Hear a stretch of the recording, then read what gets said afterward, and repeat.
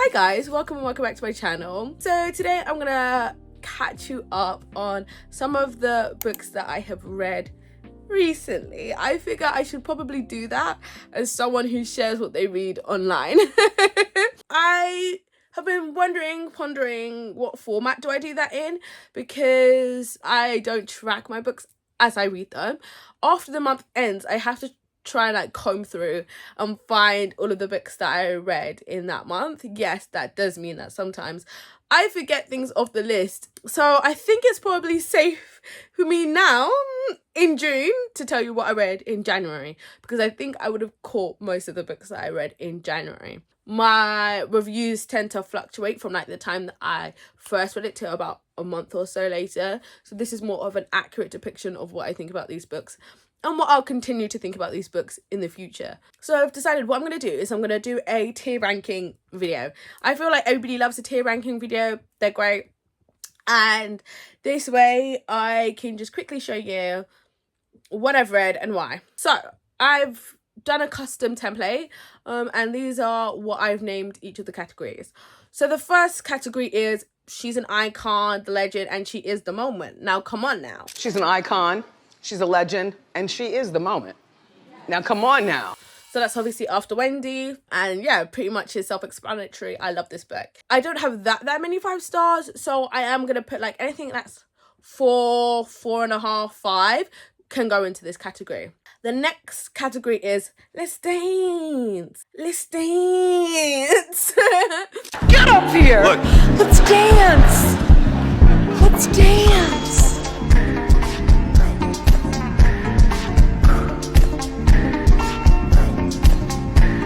This necessarily isn't actually 100% related to the TikTok viral moments, but it's basically people just vibing with each other. Do you know what I mean? That's how I'm taking it, is they're just vibing. And so is Emma. And I figured that's what this category is. It's not necessarily going to be like an all-time favorite. It's not even a book that I'm like, oh, it's all right. It's like, I just had a good time. Not every book has to be phenomenal, but it's still a good time. Do you know what I mean? Like, you can dance with people, but they don't have to be your bestie boo for you to dance with them. You just need to both be having a good time. Next up we have That's Fine. That's Fine. Good night. That's fine. I ain't fucking with a bitch, you about to do nothing. This one is the one that is the most shoehorned in here. I needed to try and find a meme that was like, that's fine. That's fine. You know what I mean? And when I was thinking, what is that meme from? What's that meme from? This is what it's from. So ignore pretty much the rest of the sound, which is like, they're beefing. And it has to be quite mediocre fine, because I like fine books. And then the next tier is We Were All So Happy That Day. We were all so happy that day. It's actually hard to even imagine how terrible things would soon become. And this is a book that's like, it's just not great. It's just not great. Maybe I had hopes for it. Maybe it soured in my opinion from when I read it. Or, you know, I picked it up thinking it was going to be good, but it wasn't. So, you know. And then lastly, we have I'm Sorry to That Man. I hate to say it. I hope I don't sound ridiculous. I don't know who this man is. I mean, he could be walking down the street. I wouldn't know a thing. Sorry to this man. You know what I mean? These are most likely going to be books that I've forgotten, or I don't like it to the point where I'm like, no, I don't know her. I don't know her. I really dislike this book to the point of I don't know her. So it's like, I'm sorry to that man. Have you ever had a time where you're like so petty, where you're like, I know exactly who that is, but I'm just going to fake it. I don't know who you are, sorry. I don't remember, love. I don't remember at all. I don't recall. So there's two categories in that. But anyway, that's enough chit-chatting, enough of a long intro. Let's just get straight into it. Okie dokie. Also, sorry, you will see that there is 2 watermelon slices here. One is for the boycott, one is for someone who I just don't want to feature on my channel anymore because of their views. So, watermelon. So immediately we're just gonna go put them both in to I'm Sorry to This Man. Just like, I don't even know her. Do you know what I mean? Literally, I don't know her. I don't know her. Who? I read what? Don't recall. Then next up, we have A Count to 3 by T.R. Reagan. Now, I don't really remember much about this book. I don't. I'm pretty sure it was We Were All So Happy That Day. because I picked up this book with like such high hopes, but it really was not that great. I feel like I was very disappointed in this book when I read it, because if you don't know, T.R. Reagan writes books where basically we follow a female PI who's had some sordid history with a serial killer or something, let's say 10 years ago, and then some reason they pop back into the future. And this one I think was the first book where I really realized that formula, and I was just so disappointed because it wasn't as good as the first time I'd read it. So I was just like, meh. So I think it's also, I'm sorry to this man, because I don't really remember that much about this individual plot line in this particular book, but I'm actually gonna go, we were also happy that day, because I really thought that this could have been it. I thought that this could have been that girl, and it wasn't. Next we have Blanche Cleans Up. I'm a bit conflicted. So this is part of the Blanche White series. It's a historical, sort of modern history, but it's a historical mystery series where we follow this maid, domestic worker, black woman, and basically she works for a whole bunch of white people in all the different books. Like, it's just like lots of white people that she's working for, and because of her unique situation as a black woman in their houses, they often don't pay attention to her, don't treat her right. So when murders happen, she's perfectly placed. But this book is very, very much a commentary on race, class, fat phobia, colorism, racism, literally everything, literally everything. And that's one of my favorite things about this series. So I don't know, the series as a whole is she's an icon, she's a legend, she is the moment. That's the series as a whole. This individual book, however, I feel like I enjoyed it, but I don't think I enjoyed it as much as the book before previously. I believe this is the one where they go into like the rich black people area, and so she's dealing with like lots of colorism and stuff. Family relations are in here, friendship relationships. I think I'm gonna put it in. That's fine. That's fine. Like, it was just fine. Do you know what I mean? Then we have Ready for War, and I have a whole dedicated video where I'm just like kind of laugh ranting about this book. I say laugh ranting because I don't actually think this is a bad book. I don't think this is a bad book. I just think that I did a lot of things not 100% to how I would like it, to my taste. Do you know what I mean? Like, there was just lots of misogyny, lots of problematic behaviors, but I say that as in the characters were problematic, but the author knew that, so the book isn't problematic. I don't know if that makes sense. Do you know what I mean? Like, the characters just were very flawed. I should say that the characters were very flawed, but the author was intentionally writing flawed characters. It's just about whether I could get down with that or not. I understand that. So where would I place that? Because I don't necessarily look at this book and think, oh my god, I hate it, but I'm just like, I don't know how I feel. And I didn't even go into all of it in that specific video. I covered most of it, but there's like one massive scene where I'm like, this is very, very like red flag problematic behavior. But it's like a big spoiler. I was spoiled for it before I read it. So it didn't have much of an emotional impact on me, that scene. But I won't spoil that scene for you. But that scene is like, okay, you could think of it like, ooh, or you could think about it as like, this is a really huge red flag. Misogyny, everything. Intimidation tactics, like, not a fan.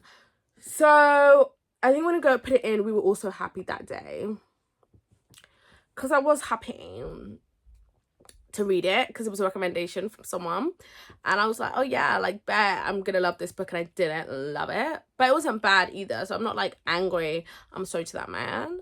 I'm just like, things could have ended up a little bit better. Then we have Coiled Truth by Kelly Papyrus, I want to say, and this is a black biker romance. That's why I picked it up. It's very, very short though. It's very, very short, and it's an opposites attract. So I think basically a woman police officer goes undercover in this black motorcycle club, and it follows her romance with the new leader of the motorcycle club, who's actually the son. Oh, actually, I do remember. I'm actually remembering a lot as soon as I start talking about it. And he is new because his dad has gone to prison. And where his dad is in prison, he's taking over, and he's like, I'm going to do things differently to my old man. And basically we followed their relationship. Now, it was very short. It was very insta-last. Very, I don't know. It just weren't, guys, did I like anything? Did I like anything this month? That is a good question. That's a good question.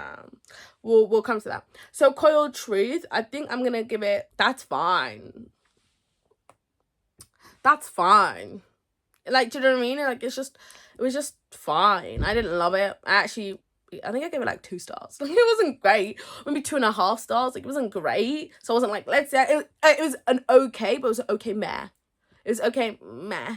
As opposed to okay, let's dance. I don't know. Then we have You're Not Supposed to Die Tonight by Kelly. Oh, Kelly? Who the hell is Kelly? Kaylin Byron, which is a YA slasher. We follow this main character as she's the head person running this summer camp. Basically, it's like this immersive camp experience where people go to pay to like be part of an immersive slasher, right? And so there's lots of teens who are all actors and are all part of the slasher experience, but they also run this camp. And so she is the head honcho and she's the final girl at this camp. And then eventually it's like, this is no longer make-believe and there's a real slashings going on. This is finally a let's dance. Do you know what? It was just a good time, man. Oh, what happened? Oops. You go back there. You go back to Let's Dance. This was just a good time. Like, it was just a good time. Like, it was exactly what I wanted. I wanted a YA slasher, and this gave it to me. It was exactly what I asked for. I had a sapphic relationship. Loved that. Yeah, I had a good time. It was a good book. It was a good time. It wasn't a favourite, but it was a good time. Would highly recommend it. In fact, I would probably include it in a YA slasher recommendation vlog. I think that was really good. Do you know what I mean? You know when an author just succeeds at exactly what they want to do? And that's exactly what this book did. I actually, controversially, don't think every book should be a new favourite. Otherwise, like, I don't know. I actually really enjoy Let's Dance books. That's the bulk of my reading. And that's a lot of what I strive to read. I strive to read Let's Dance books. Like, you know what I mean? Just good times. So I'm very, very happy. So next up, we have Wash Day Diaries. Now, this book basically is a graphic novel. And it's a slice of life graphic novel as we follow these 4 friends on their wash days. And it's very slice of life because we get dumped into the middle of whatever's going on in their lives at the time that they're washing their hair. And I just really loved it. I loved the representation of seeing hair wash day for Black people, Black women specifically, because that's how the 4 of these people in this book identify. But you know what I mean? I just really enjoyed it. It was really, really refreshing. It was exactly what I needed. I read it when I was having my hair wash day and I was like, it was just really heartwarming. I just really enjoyed it. I can see myself rereading it in the future. I would definitely give it to like young people in my life. I definitely want a full-length graphic novel following these 4 characters. That is my main takeaway. Like, this is a great prequel, a great starter, primer to rest, but I feel like it was too short. It felt like I wanted more. I wanted this to be a bit of a heart stopper. I want more from this series. So it did exactly what it needed to do. I loved it, but I keep yearning for more and more and more, which, if you can't tell from that, means that this book is an icon, a legend, and the moment. Come on now. Then we have This Book Kills, which, as you can see, I was in a bit of a mood for YA mystery thrillers. So this is a YA mystery, and it follows this girl who is a scholarship kid at this like exclusive boarding private school, and she is a writer, and she's also a reader, but she's a writer, and at the start of the book she's doing a school project, and at the start of the book she's doing a school project with a fellow classmate, and she writes a crime story where someone is murdered, and they hand it in, and then lo and behold, one of their fellow classmates ends up dying in exactly the way that they wrote it out in the book.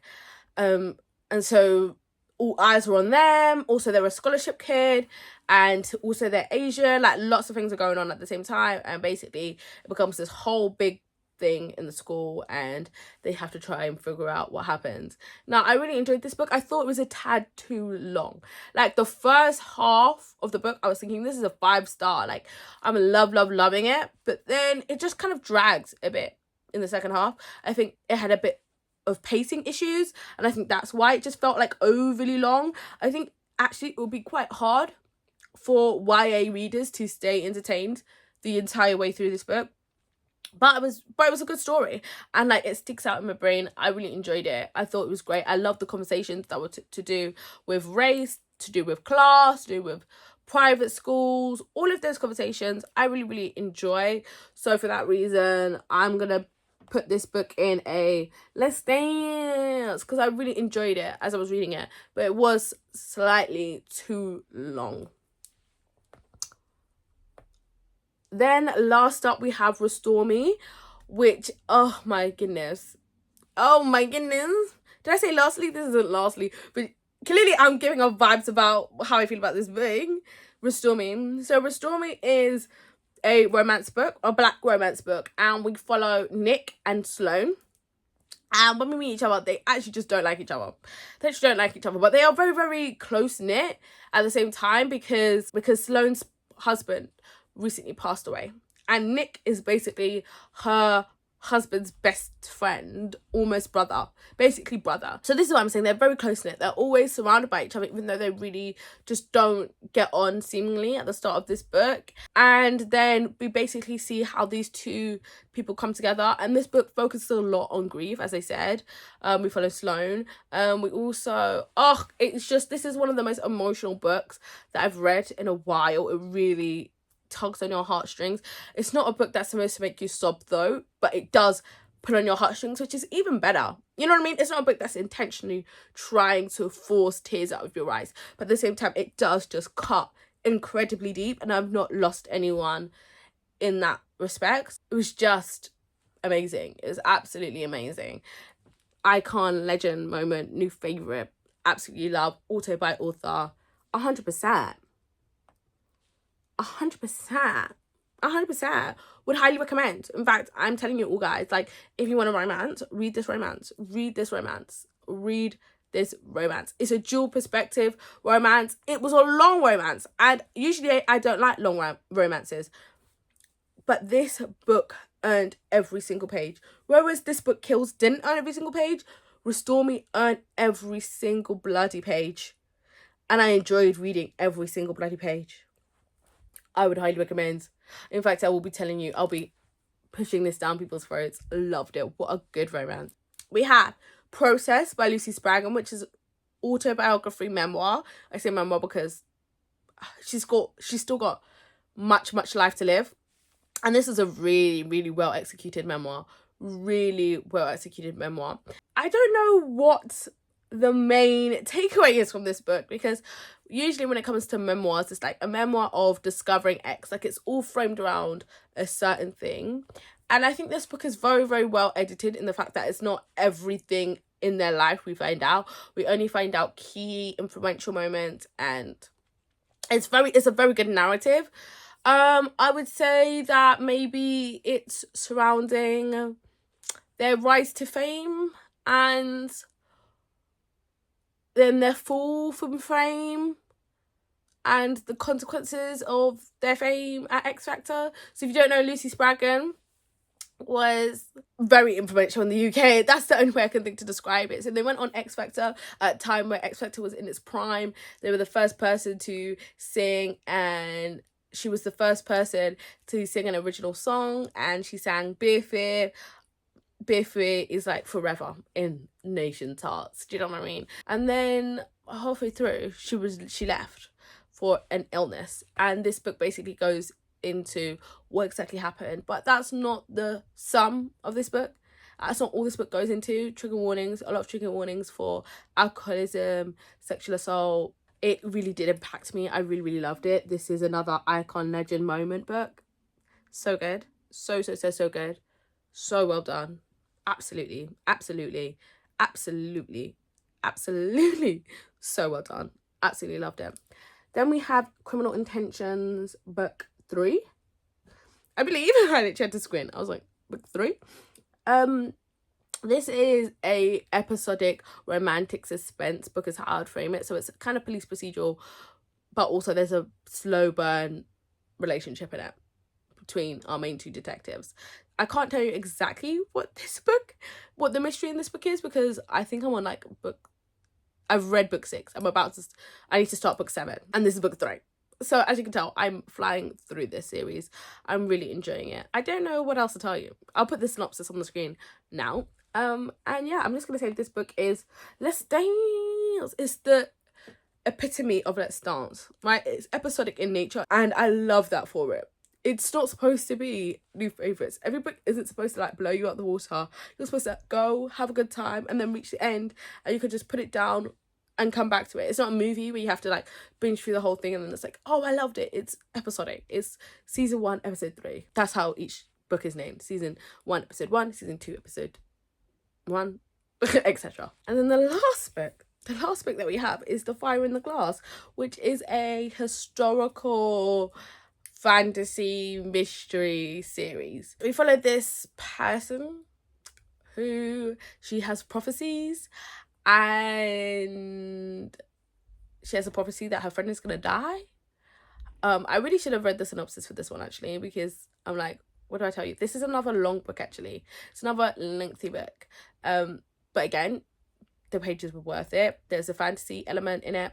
It's historical, but it's just before World War One, I believe. There were hints of a fantasy element at the start, but the fantasy element is getting bigger and bigger and bigger as the book went on.